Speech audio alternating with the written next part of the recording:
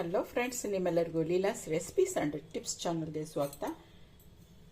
ನಾನು ಈ ದಿನ ಒಂದು ನಾಟಿ ಸ್ಟೈಲು ಚಿಕನ್ ಕುರ್ಮಾ ಮಾಡ್ತಾ ಇದ್ದೀನಿ. ಅದಕ್ಕೆ ಬೇಕಾಗಿರುವಂಥ ಇಂಗ್ರೀಡಿಯೆಂಟ್ಸ್ ಮೇಯ್ನ್ ಚಿಕನ್ ತೊಗೊಂಡಿದ್ದೀನಿ. ಇಲ್ಲಿ 1 kg ಚಿಕನ್ನ ನಾನು ಇಲ್ಲಿ ಸ್ಕಿನ್ ಔಟ್ ಚಿಕನ್ ನಾನು ತೊಗೊಂಡಿದ್ದೀನಿ. ಚೆನ್ನಾಗಿ ವಾಶ್ ಮಾಡಿ ತೊಗೊಂಡಿದ್ದೀನಿ. ಇಲ್ಲಿ ಒಂದು ಟಿಪ್ಸ್ ನಿಮ್ಗೆ ಹೇಳಬೇಕು ಅಂತಂದರೆ, ಚಿಕನ್ದು ಸ್ವಲ್ಪ ಸ್ಮೆಲ್ ಬರುತ್ತೆ, ಅಂದರೆ ಒಂಥರ ಕೌಚ್ ಸ್ಮೆಲ್ ಬರುತ್ತೆ ಅಂತ ಹೇಳ್ತಾರೆ. ಅದು ಬರದೇ ಇರೋ ಥರ ಮಾಡಬೇಕು ಅಂತಂದರೆ ನೀವು ವೆನಿಗರಲ್ಲಿ ಹಾಕಿ 1 ನಿಮಿಷ ಅಥವಾ 2 ನಿಮಿಷ ಬಿಟ್ಟು ಅದನ್ನು ವೆನಿಗರ್ ಹಾಕಿ ನೀರಲ್ಲಿ ಚೆನ್ನಾಗಿ ತೊಳೆದ್ಬಿಟ್ರೆ ನಿಮಗೆ ಆ ಸ್ಮೆಲ್ಲು ಬರೋದಿಲ್ಲ. ಚಿಕನ್ ಒಂಥರ ಕೌಚ್ ಸ್ಮೆಲ್ಲು ಬರೋದಿಲ್ಲ. ಸೊ ಇದಕ್ಕೆ ಒಂದು ಚಿಕನ್ನು. ಇನ್ನು ಮಿಕ್ಕಿದ್ದು ಮಸಾಲೆಗೆ ಬೇಕಾಗಿರುವಂಥ ಇಂಗ್ರೀಡಿಯೆಂಟ್ಸ್ನ ನಾವು ನೋಡ್ಕೊಳ್ಳೋಣ. ಇಲ್ಲಿ ನಾನೊಂದು 2 ಈರುಳ್ಳಿನ ದೊಡ್ಡ 2 ಈರುಳ್ಳಿ ಅಥವಾ ಮೀಡಿಯಮ್ ಸೈಜ್ ಆದರೆ 3 ತೊಗೊಳ್ಳಿ. 1 kg ಚಿಕನ್ಗೆ ಒಂದು 10 ಗ್ರೀನ್ ಚಿಲ್ಲಿ ತೊಗೊಂಡಿದ್ದೀನಿ. ಇದನ್ನು ಚೆನ್ನಾಗಿ ನಾನು ಆಯಿಲ್ ಹಾಕಿ ಫ್ರೈ ಮಾಡಿ ಇಟ್ಕೊಂಡಿದ್ದೀನಿ. ಈ ರೀತಿ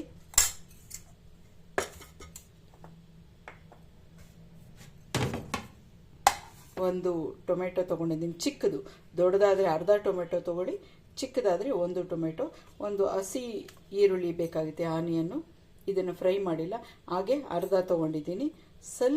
ಸ್ವಲ್ಪ ಪುದೀನ ತೊಗೊಂಡಿದ್ದೀನಿ. ಹಾಗೆ 1 ಪೂರ್ತಿ ಹಿಡಿಯಷ್ಟು ಕೊತ್ತಂಬರಿ ಸೊಪ್ಪು ತೊಗೊಂಡಿದ್ದೀನಿ. ಈಗ ಒಂದೊಂದಾಗಿ ನಾವು ಮಿಕ್ಸರ್ ಜಾರ್ಗೆ ಮಸಾಲ ರುಬ್ಬೋದಕ್ಕೆ ಹಾಕ್ಕೊಳ್ತಾ ಹೋಗೋಣ. ಮೊದಲಿಗೆ ನಾನಿಲ್ಲಿ ಒಂದು 10 ಲವಂಗ ತೊಗೊಂಡಿದ್ದೀನಿ. 10 ಲವಂಗನ ಮಿಕ್ಸರ್ ಜಾರ್ಗೆ ಹಾಕ್ಕೊಳ್ತಾ ಇದ್ದೀನಿ. ಒಂದು 5 ಪೀಸು ಚಕ್ಕೆ ತೊಗೊಂಡಿದ್ದೀನಿ, ಅದು ಕೂಡ ಹಾಕ್ಕೊಳ್ತಾ ಇದ್ದೀನಿ. ಜೊತೆಗೆ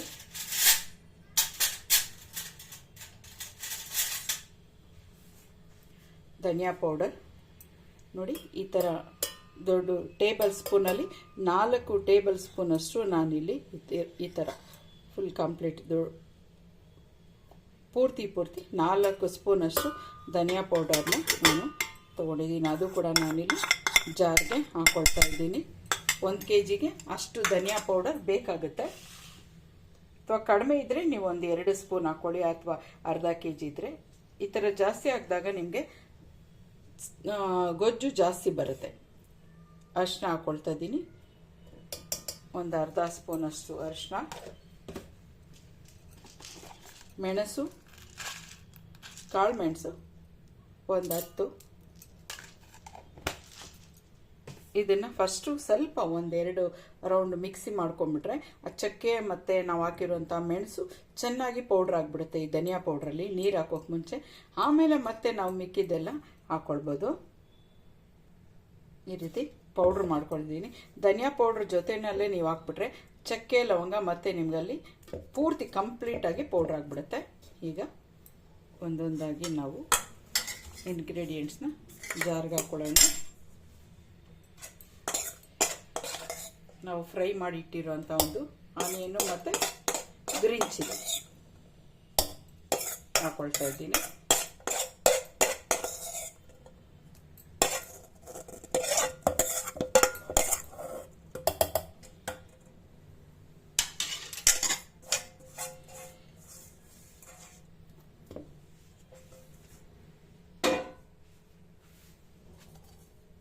ಟೊಮೆಟೊ, ದೊಡ್ಡ ಟೊಮೆಟೊ ತೊಗೊಳಂಗಿದ್ರೆ ಅರ್ಧ ಹಾಕ್ಕೊಳ್ಳಿ, ಅರ್ಧ ಒಗ್ಗರಣೆಗೆ ಇಟ್ಕೊಳ್ಬೇಕಾಗುತ್ತೆ, ಅರ್ಧ ರುಬ್ಬೋದಕ್ಕೆ. ಈಗ ನಾನು ಚಿಕ್ಕದಾಗಿರೋದ್ರಿಂದ 1 ಈರುಳ್ಳಿ, ಒಂದು ಈರುಳ್ಳಿ ಇಲ್ಲಿ ಹಸಿದು ಹಾಕ್ಕೊಳ್ತಾ ಇದ್ದೀನಿ. ಇದು ನಿಮಗೆ ಡಿಫ್ರೆಂಟ್ ಟೇಸ್ಟ್ ಕೊಡುತ್ತೆ. ಹಾಗೆ ಸ್ವಲ್ಪ ಪುದೀನ,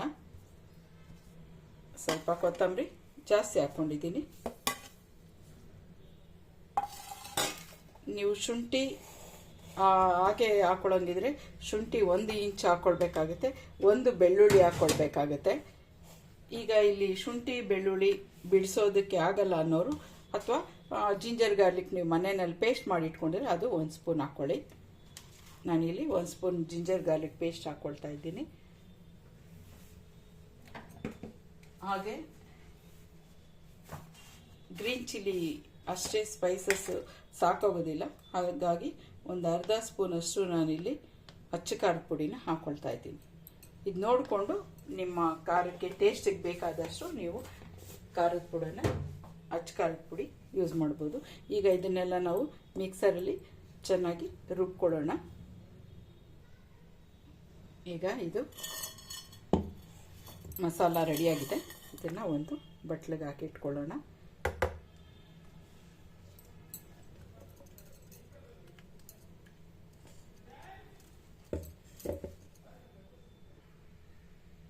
ಈಗ ಮಸಾಲ ಆಯಿತು. ಈಗ ಮತ್ತೆ ನಾವು ಸ್ವಲ್ಪ ಕೊಬ್ಬರಿ ರುಬ್ಕೊಳ್ಬೇಕಾಗುತ್ತೆ. ನಾನಿಲ್ಲಿ 1 kg ಚಿಕನ್ಗೆ ನಾನು ಕಂಪ್ಲೀಟ್ ಅರ್ಧ ತೆಂಗಿನಕಾಯಿ ಓಳು ಈ ಥರ ಪೀಸ್ ಮಾಡಿ ಇಟ್ಕೊಂಡಿದ್ದೀನಿ. ಅರ್ಧ ತೆಂಗಿನಕಾಯಲ್ಲಿ ಅರ್ಧ ಕೊಬ್ಬರಿ ಇಲ್ಲಿ ನಾನು ತೊಗೊಂಡಿದ್ದೀನಿ. ಇದಿಷ್ಟು ಈಗ ನಾನು ಮಿಕ್ಸರ್ಗೆ ಹಾಕ್ಕೊಳ್ತಾ ಇದ್ದೀನಿ. ಇದನ್ನು ಕೂಡ ನಾವು ಚೆನ್ನಾಗಿ ನುಣ್ಣಗೆ ಪೇಸ್ಟ್ ಮಾಡ್ಕೊಳ್ಬೇಕಾಗುತ್ತೆ. ಈಗ ಕೊಬ್ಬರಿ ಕೂಡ ಒಂದು ಫೈನ್ ಪೇಸ್ಟ್ ಆಗಿದೆ. ತುಂಬಾ ನುಣ್ಣಗೆ ಅದಾಗಬೇಕು, ಅಂದರೆ ಕೊಬ್ಬರಿ ಸಿಗೋಂಗೆ ಇರಬಾರ್ದು. ಫೈನ್ ಪೇಸ್ಟು ನಾವು ಮಾಡ್ಕೊಳ್ಬೇಕಾಗುತ್ತೆ. ಇದು ಕೂಡ ರೆಡಿಯಾಗಿದೆ. ಈಗ ಒಗ್ಗರಣೆಗೆ ಬೇಕಾಗಿರುವಂಥ ಇಂಗ್ರೀಡಿಯೆಂಟ್ಸು, ನಾನು ಒಂದು ಚಿಕ್ಕದೊಂದು ಟೊಮೆಟೊ ತೊಗೊಂಡಿದ್ದೀನಿ, ಸಣ್ಣಕ್ಕೆ ಹೆಚ್ಚಿದ್ದೀನಿ. ಈರುಳ್ಳಿ ಒಂದು ಚಿಕ್ಕದು, ಅದು ಕೂಡ ಸಣ್ಣಕ್ಕೆ ಹೆಚ್ಚಿಟ್ಕೊಂಡಿದ್ದೀನಿ. ಸ್ವಲ್ಪ ಕೊತ್ತಂಬರಿ, ಸ್ವಲ್ಪ ಪುದೀನ, ಇದು ಕೂಡ ಕಟ್ ಮಾಡಿ ಇಟ್ಕೊಂಡಿದ್ದೀನಿ ಒಗ್ಗರಣೆಗೆ.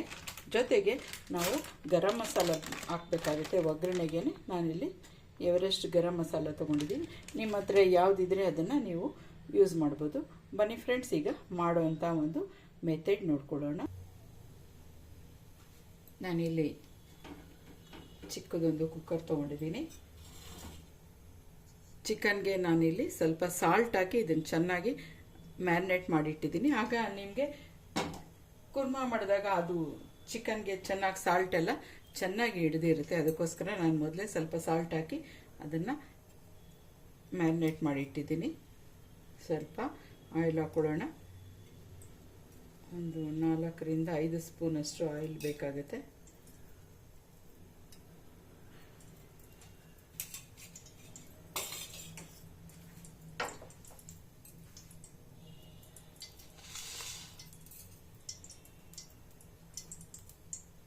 ಇದು ಮಾಮೂಲಿ ಸಾರಿಗಿಂತ ಸ್ವಲ್ಪ ಡಿಫ್ರೆಂಟ್ ಆಗಿರುತ್ತೆ. ಟೇಸ್ಟು ತುಂಬಾ ಚೆನ್ನಾಗಿರುತ್ತೆ.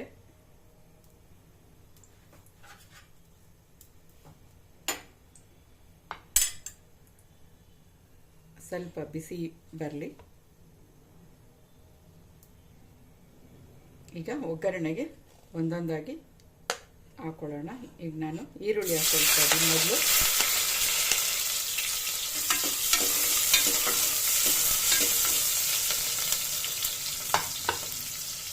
ಆಮೇಲೆ ಸ್ವಲ್ಪ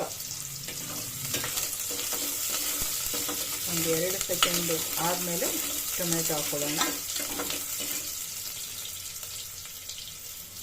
ಈಗ ಟೊಮೆಟೊ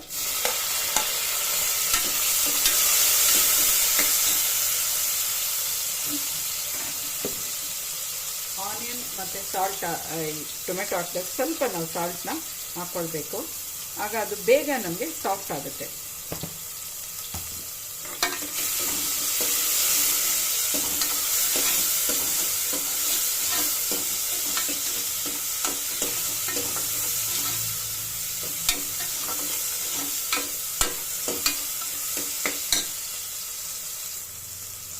ಈಗ ಪುದೀನ ಹಾಕ್ಕೊಳ್ತಾ ಇದ್ದೀನಿ.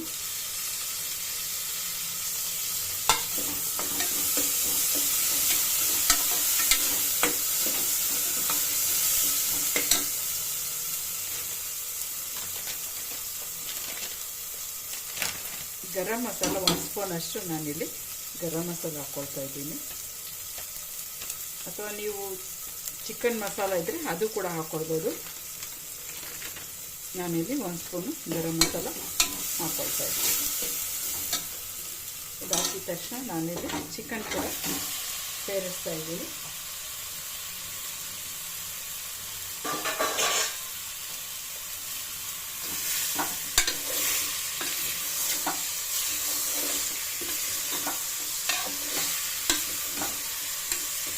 ಈಗ ಆಯಿಲಲ್ಲಿ ಚಿಕನ್ನು ಸ್ವಲ್ಪ ಚೆನ್ನಾಗಿ ಫ್ರೈ ಆಗಿ ಆ ಪಿಂಕ್ ಕಲರ್ ಎಲ್ಲ ಹೋಗಿ ವೈಟ್ಗೆ ಆಗಿಬಿಡಬೇಕು.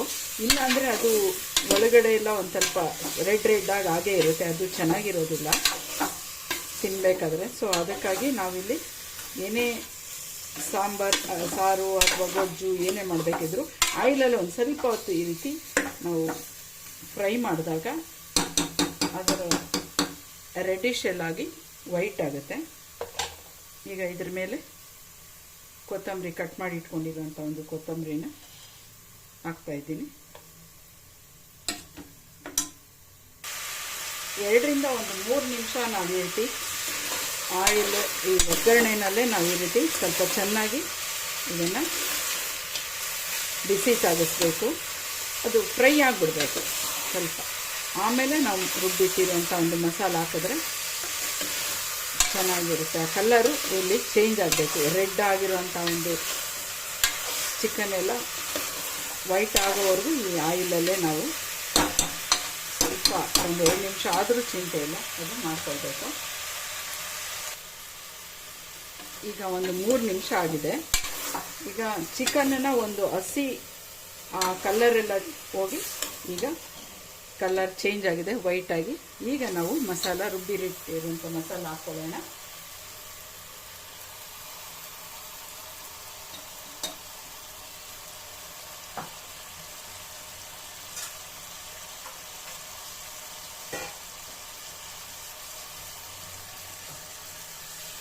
ನೀರು ಕೂಡ ನೋಡಿಕೊಂಡು ಎಷ್ಟು ಬೇಕೋ ಅಷ್ಟು ನೀರು ಕೂಡ ನಾವು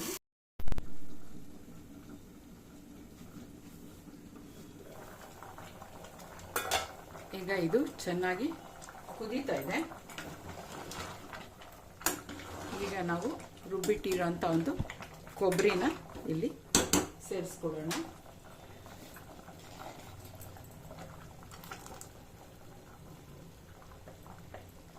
ಇದಕ್ಕೆ ಸ್ವಲ್ಪ ನೀರು ಹಾಕಿ ಇದನ್ನು ಕೂಡ ಸೇರಿಸ್ಕೊಳ್ಳೋಣ.